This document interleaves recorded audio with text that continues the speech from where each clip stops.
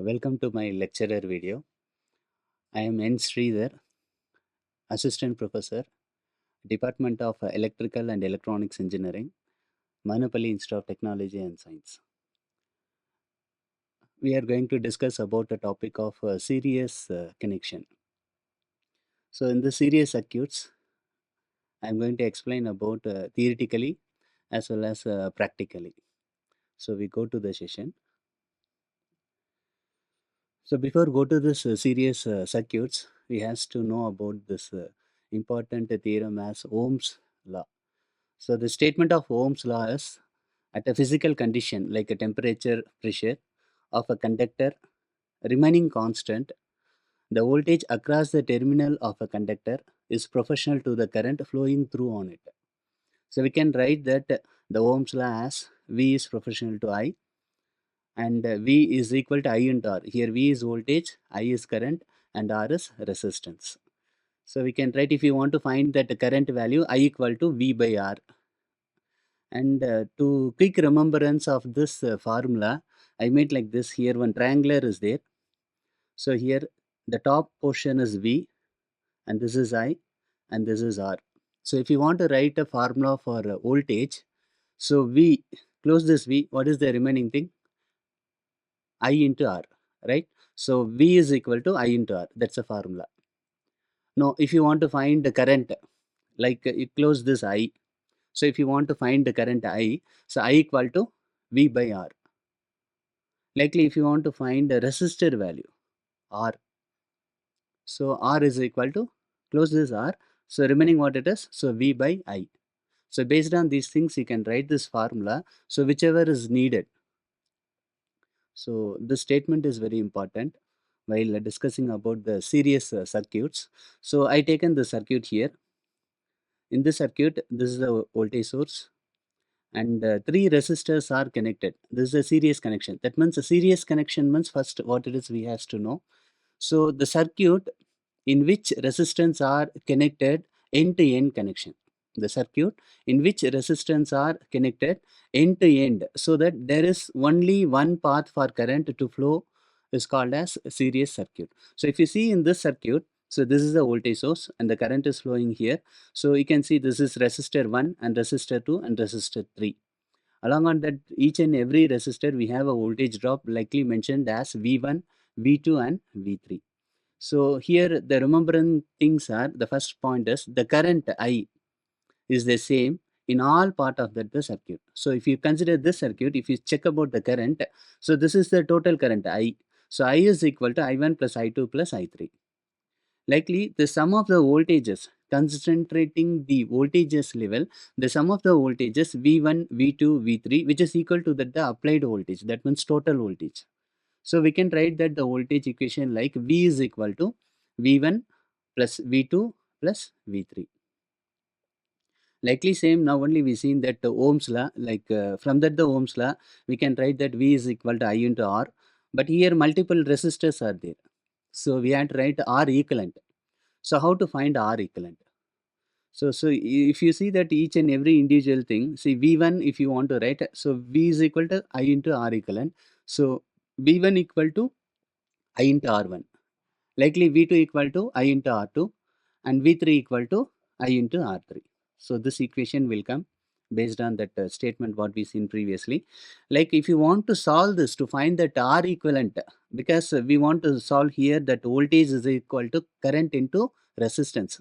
So this R equivalent, if I am writing from this equation, so I equivalent, R equivalent, that is equal to I into R1 plus I into R2 plus I into R3. So simplify this, you'll be getting that R equivalent is R1 plus R2 plus R3. Okay. In this slide, we had to know about this voltage division rule, VDR method. For this, I taken this circuit. So this circuit. So here two resistor are connected. These two resistor are connected in series, like end-to-end connection again. So one battery voltage source is connected here. Okay. So here if you want to write R equivalent, so here R equivalent for series network, if you want to write, you have to add all the resistance, right? So R equivalent is equal to R1 plus R2. So because here two resistance are there. And then V is equal to I into R, we know from Ohm's law. So here two resistance are there. So V equal to I into R equivalent. So if you want to find I from this equation, so I is equal to V by R equivalent. So no, I want to find only this particular V1, this voltage level I want to find, potential, this difference between this one, V1 I want to find. So V equal to I into R. So V1 equal to I into R1. But we know already this I is equal to V by R equivalent. So V by R equivalent into R1. So simplify this equation, we can write a potential difference across the resistance R1, which is equal to, so we can write like this, V1 is equal to V into R1 by R1 plus R2. Understand? So likely you can go by to find that V2. So V2 is equal to likely the same V into R2 by R1 plus R2. So this is the voltage division rule. So before go to theoretical explanation, we will see practically. So in connections related, like a series connection, how to make. So this is a lamp, incandescent lamp, and here single phase 230 volt 50 hertz AC supply which it is connected. We have two terminal, one is phase and another one is neutral. So in this phase or line we can say this one. So from this here SPST, that is a single pole single throw switch, single pole single throw switch. So this is phase which it is connected here, and this is neutral which it is connected here. Whenever the SPST switch is closed, then this lamp will glow. So whenever this SPST switch is closed, then this lamp will glow. So one lamp has to glow, what is needed? One line as well as one neutral is needed. So this is the basic thing. Now we go to that the series circuit, right? So this is the circuit diagram for an series circuit. That means a series wiring for controlling two lamps. So here two incandescent lamps are there. Consider that this is lamp 1 and this is lamp 2.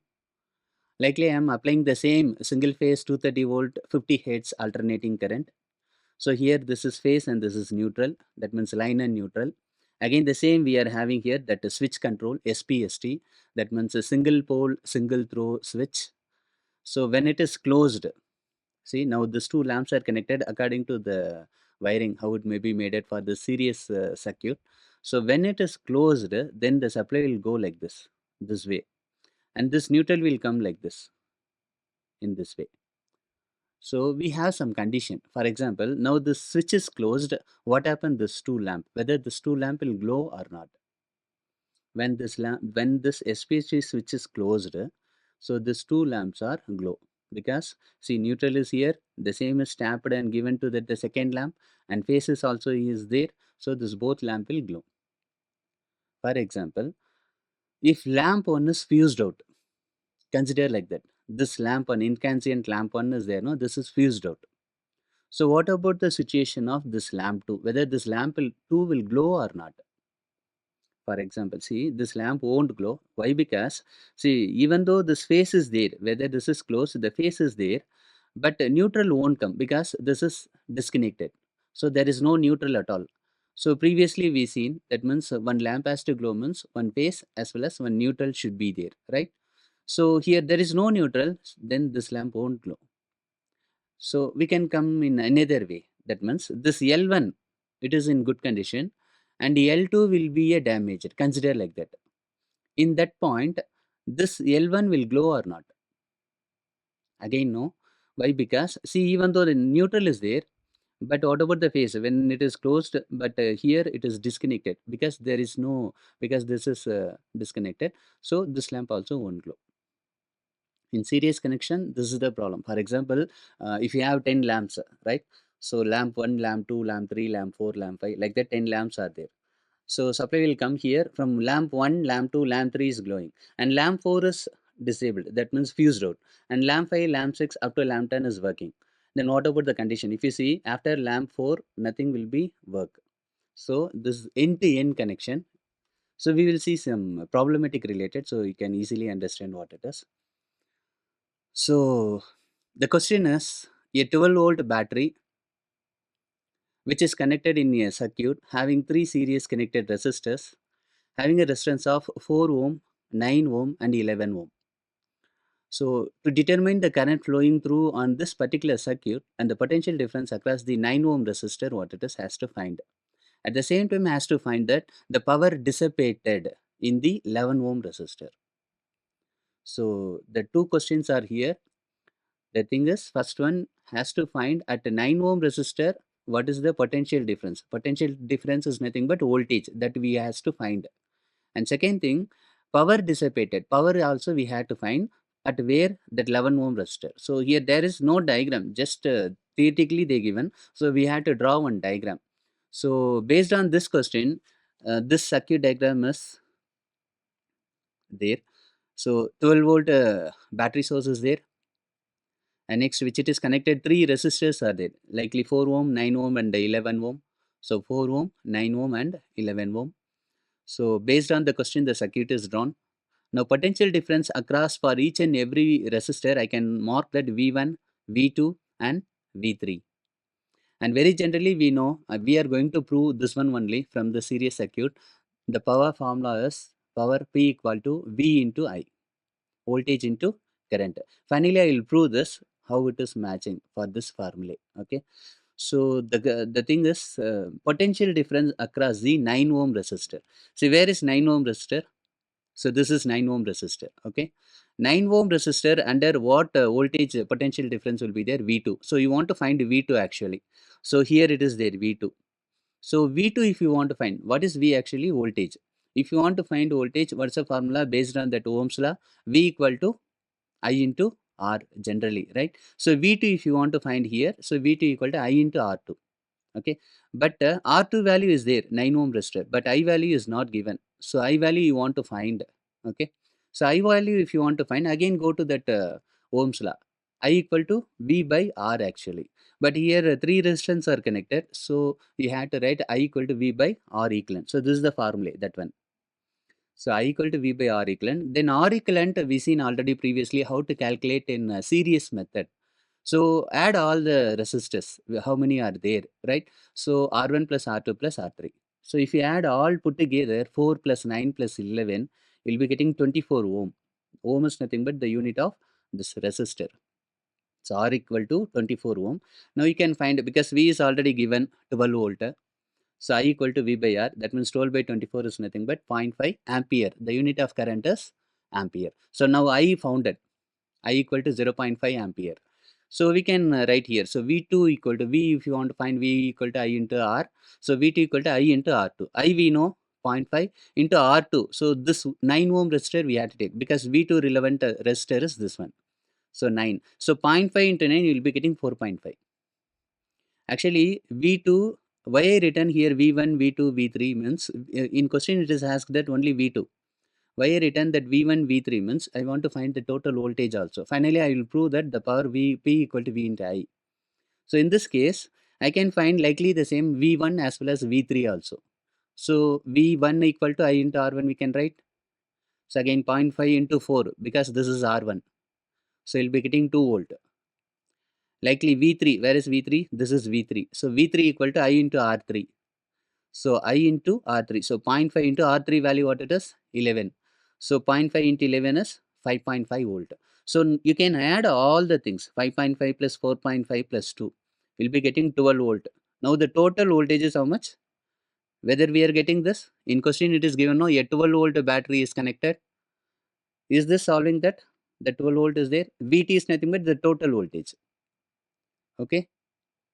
And next, we will find that the second one, that is potential difference across the 9 ohm resistor, we found that. Find also the power dissipated in the 11 ohm resistor. Where is 11 ohm resistor? This is 11 ohm resistor. In this 11 ohm resistor, what we had to find means this power dissipated has to find.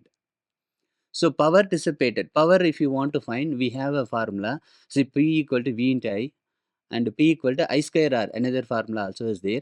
So if you want to go and find this 11 ohm resistor, so this is R3, actually we denoted that R3, this is V3, potential difference across in that the particular point. So we can write that power at 11 ohm resistor, that is equal to I square into R3. Actually I square is nothing but 0.5, this is I is 0.5, so 0.5 the whole square into R3, 11. If you made now, you will be getting this 2.75 watts. Even though I made it for power dissipated at 4 ohm resistor, power dissipated at 9 ohm resistor also. See, if you go and check about that power dissipated at a 4 ohm resistor, I square R1, I can write that 0.5 the whole square into this 4 will be getting 1 watt. Likely the same power at a 9 ohm resistor, I square into R2, so that means 0.5 the whole square into 9, you'll be getting 2.25 watts. So put together, add all the powers. That means this is 1 watt, this is 2.25 watt, this is 2.75 watt. If you add all these three things, you'll be getting PT. PT is nothing but total power. Total power is here 6 watts. So can we go to this formula to solve this, whether power is equal to V into I? Yes, power is 6 watts. So 6 watts, which is equal to V is 12 into I is zero point 0.5. So 12 into 0.5, you'll be getting 6. So 6 is equal to 6. So the problem which it is proved by this formula, that power which is equal to voltage into current. In a series method we seen. In forthcoming the next class we will discuss about parallel connection with theoretical as well as problematic also. And if you has any questions or any suggestions, can you give up this in Google link? Thank you.